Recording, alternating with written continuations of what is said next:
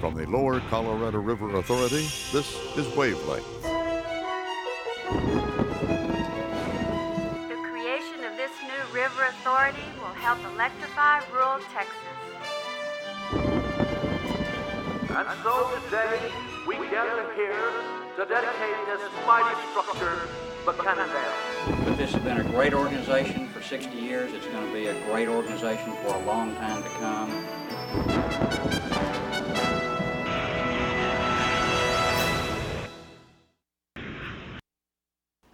Hi everyone, and welcome to the November 2001 edition of Wavelength.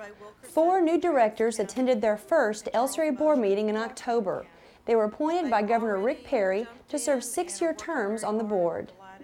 The new board members are Ray Wilkerson, a real estate developer representing Travis County; Robert Long Sr., a minister, rancher, and banker representing Bastrop County. Mr. Long is the son of former LCRA board member Cecil Long; Charles Mosier, editor and publisher of the Brenham Banner Press, representing Washington County; and Connie Gramberg, a small business owner representing Blanco County. We will be visiting with our new board members in the coming months here on Wavelength. Congratulations for a glorious run, as almost 7 years as board members. You got a whole lot accomplished, and everybody in here sincerely thanks you. Directors and staff also said goodbye to 4 board members whose terms on the LCRA board are up. Now therefore be it resolved that the LCRA Board of Directors expresses its appreciation to Steve D. Rivers for his counsel, drive, and dedication to LCRA goals. Board Chair Pam Akins and General Manager Joe Beal presented gifts and board resolutions honoring Hilda Kroll, Louis Romero, Steve Rivers, and Gay Gaddis. And I leave with the highest regard for the staff, the management of this group, and the many accomplishments that you have let us have the privilege of being a part of. I just want to thank everyone here for your support and for your friendship, and I wish the LCRA continued success in the new board members and current board members into the future, and I will watch with great interest. Thank you so much for letting me serve. It's been a privilege. I've said this before, but I really enjoyed the opportunity to meet all the people that run the LCRA. From the people here to the people out in the field, all the different lines of business, the power, the water, the transmission, the people, Donna's area. I don't want to leave anybody out. Some of the finest people I've ever met in my life. You don't get to leave. We want you to stay involved. We want you to be an ambassador for LCRA. You have invested 7 years almost of your life in the success of LCRA. You know us, you know the people, and we want you to stay involved with us. I'm going to do my part to keep you involved, but you're still an integral part of LCRA, and I hope that you'll still give it your time and effort. And thank you again.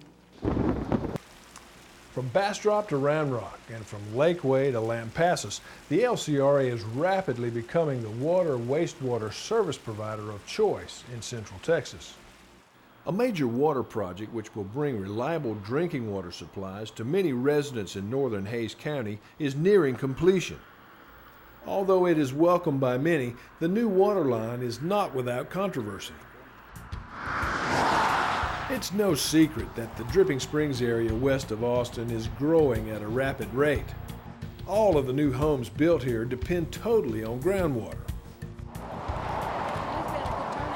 During the spring of 2000, many residents of Sunset Canyon here in Hays County were picking up bottled water from the LCRA and having water trucked in because drought conditions caused many wells in the area to run dry. As water quantity and quality continued to deteriorate, the Hays County Commissioners Court declared a water supply emergency in May 2000. Motion been made and second. All in favor? Aye. Opposed? Motion passes. The LCRA Board of Directors responded by voting unanimously to begin construction of a planned water pipeline to serve northern Hays County. It's like breathing air. People expect when they turn their faucet on that the water is going to be safe, it's going to be clean, it's going to be in a good amount of volume and pressure that meets their needs. And that's, that's our responsibility to make sure that it does stay that way. The new water line runs from this storage tank at Southwest Parkway down Highway 71 to 290 West and out 290 into Hays County and the Dripping Springs area. Contractors are putting the finishing touches on the pipeline, hauling in topsoil and hydromulching to restore native grasses and wildflowers. Right-of-way acquisition, engineering, and construction of the 14.4-mile pipeline and pump stations, plus funding for the environmental impact study, cost a total of $15 million. Construction phase has gone real well. We've got some real good contractors. We had a lot of rain early, which slowed us down. It messed up the area. Everything was muddy. Had a real challenge trying to keep our environmental controls in place, but we managed through that okay. For the last couple months, it's been pretty dry, which has worked out well for us. We're trying to get finalized, get the topsoil in, get the grass growing. We could use a little more rain right now. This is the county line pump station just inside Hays County, where water from the new line is stored for final distribution. I guess it starts at the intake on Lake Austin, which the intake pumps raw water to the water treatment plant at the West Travis County Regional Water Treatment Plant. The water is treated there and is pumped up to the Southwest Parkway tank, which is where we have the Southwest Parkway pump station. The pumps at the Southwest Parkway pump station take suction from the tank and pump water down the line into our groundwater storage tank just right outside the building. And then these pumps take suction from the groundwater storage tank and pump it down the line toward Dripping Springs. The area which will be served by the new water line is in the environmentally sensitive Barton Creek and Onion Creek watersheds and contributes to the recharge of the Edwards Aquifer. Of course, the aquifer feeds Barton Springs, the only known habitat for the endangered Barton Springs salamander. Because of concerns about the potential adverse effects of new development on water quality and the salamander, the LCRA commissioned an extensive study to evaluate the impact of providing surface water to the area. One of the significant findings of the study is that based on population projections that have already been made for the area, that growth is projected even without a new water supply to increase about 85% in the next 25 years. So what we're going to try to do is mitigate some of the impact of that growth by requiring as a condition of water service these developments to comply with U.S. Fish and Wildlife recommended water quality protection measures. The draft study is now available for review, and 2 public meetings will be held in November. Any questions or concerns from interested parties will be addressed in the final version of the study. We hope that the study will be able to be used for regional planning efforts in the area and also by the Fish and Wildlife Service for implementing water quality measures or amending the current water quality measures that they have. A lawsuit filed by the Save Our Springs Alliance and other parties to stop construction of the water line is still pending in federal court. Meanwhile, water is flowing through the pipeline, and the first customer, the Dripping Springs Water Supply Corporation, should be hooked up by January 2002. If you travel west from Dripping Springs about 2 hours, you'll come to Kimball County and the tiny community of London. Kimball County is on the western edge of the LCRA water service area. Residents here in London were having a terrible time with shallow water wells contaminated by their own septic systems. I wouldn't drink the well water. I bought bottled water, and I'd buy it by the cases. Sometimes I'd come in with 20 cases of bottled water. Now I don't have to do that.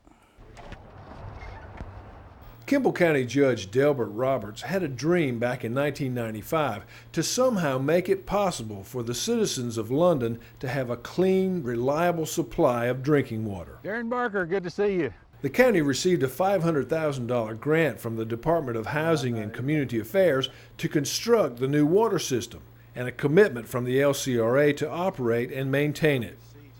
After a 10-month construction period, this 63,000-gallon storage tank now dominates the skyline of London. It is the visible symbol of this state-of-the-art drinking water system.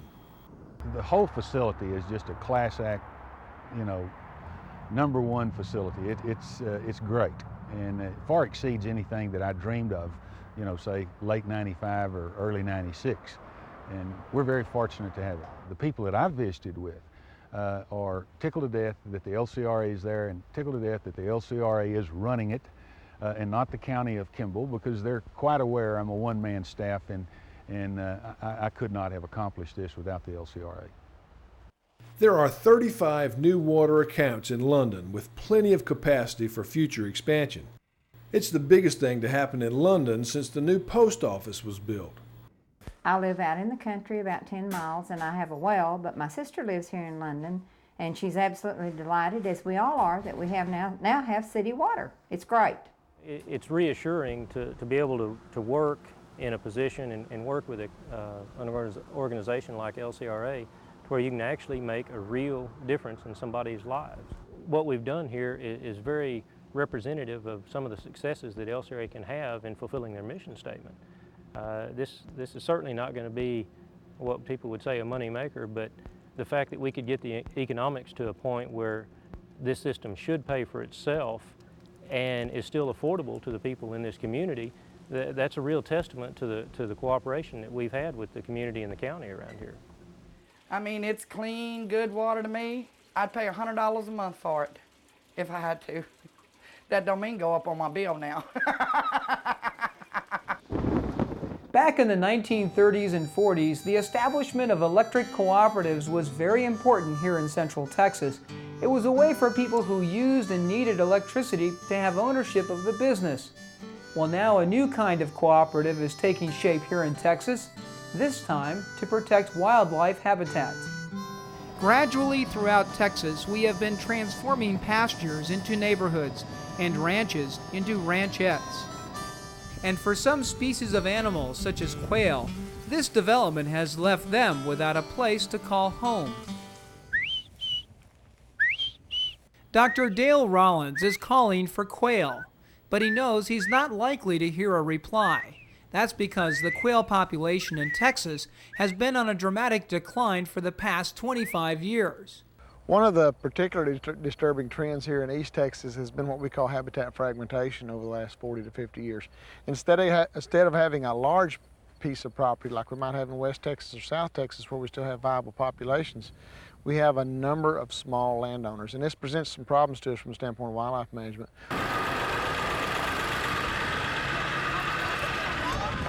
But there is hope, as is evident by the number of landowners in southeast Texas who have come to the LCRA's Cooper Farm to learn how to rebuild the quail population.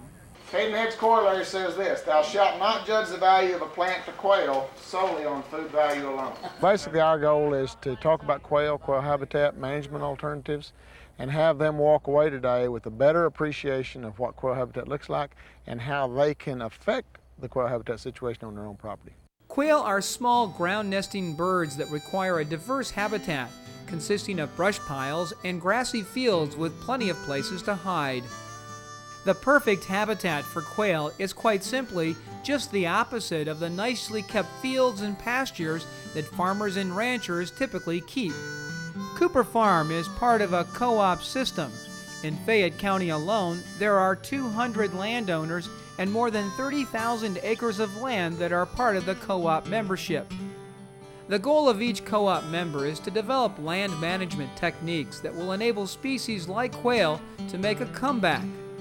That ability to bring landowners and let them see and experience firsthand what some of the practices are we're talking about is invaluable when you start talking about conservation education and getting principles applied to the back 40. And whether you are a hunter or a bird watcher, the return of quail to the region is a good sign of balance. And maintaining balance is what Cooper Farm is all about.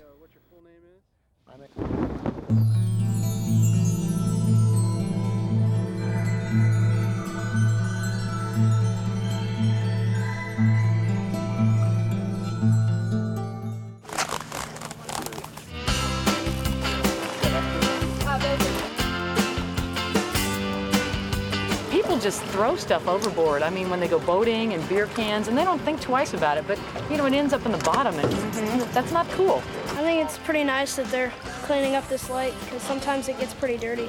I think it's great, especially this program that LCRA is sponsoring to come out here and help clean up the lake. You've got a lot of divers around here in Austin, and a lot of folks would like to pitch in, help out the lake.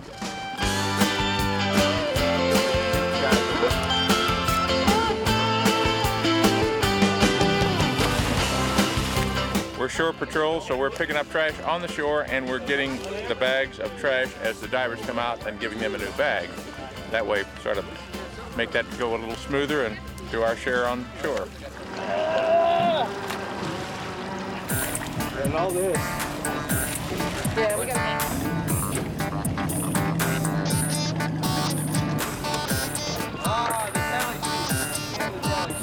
One tire on your head.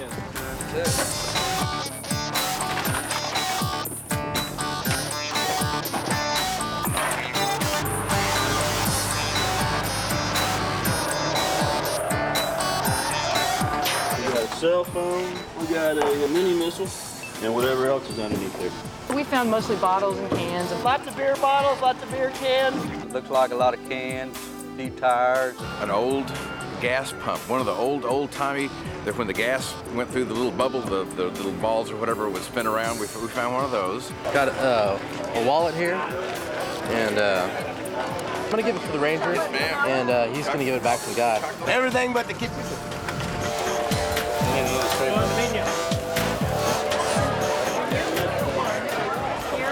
I'm glad to see the people involved in it and want to keep this lake looking beautiful. You'd be amazed how much trash is down there. It's just really kind of shocking, and to feel that you cleaned it up even just a little bit makes you kind of feel good. And everybody has a good time diving, and all the dive shops and the LCRA are very supportive of us coming out here helping clean the lake up. We keep coming back every year, more and more of us, and it's a good thing to do. I really enjoy it.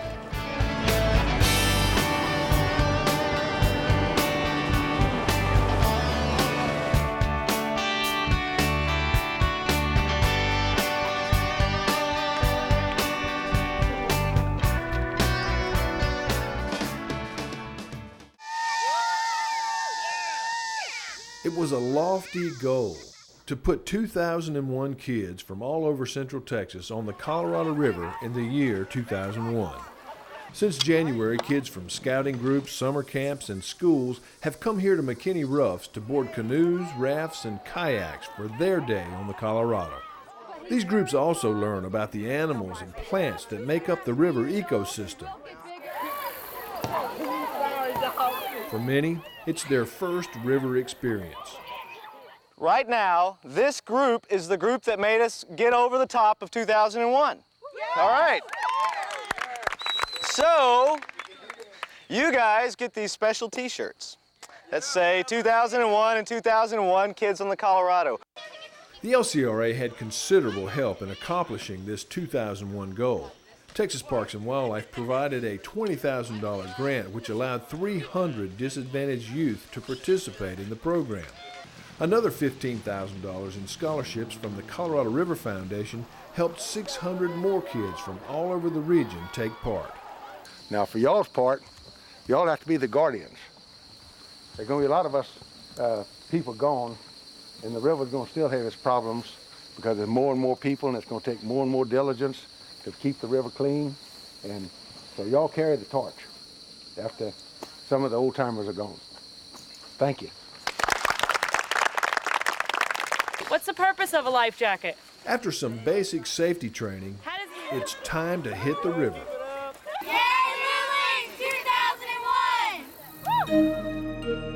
What better way to spend the day than floating down the stream?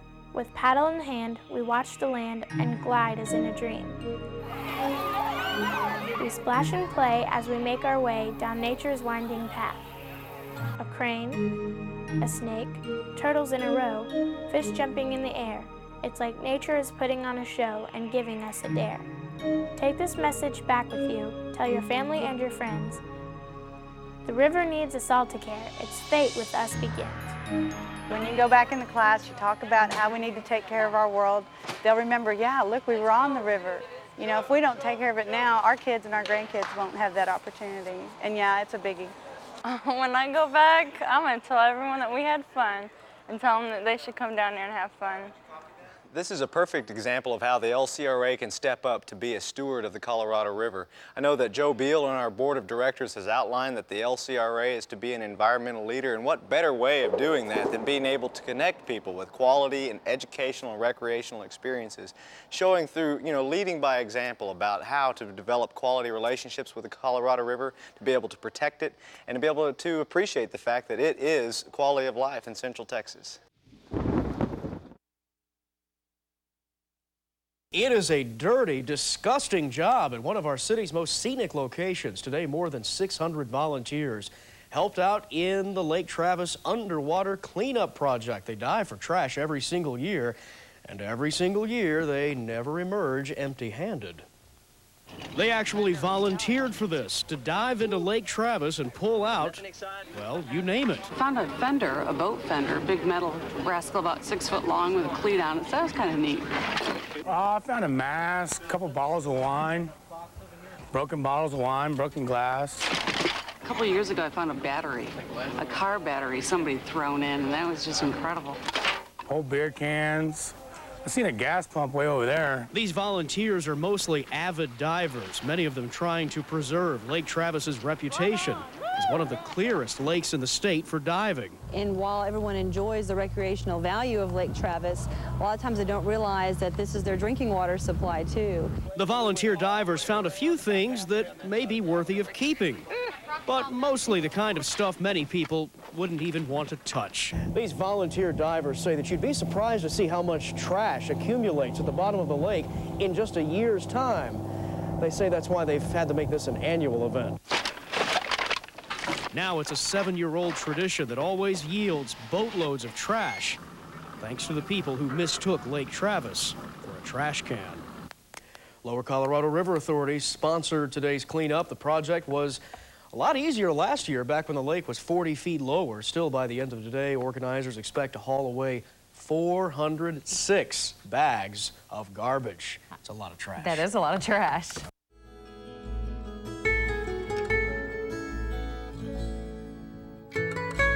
Well, that's it for this edition of Wavelength. We look forward to seeing you again next time.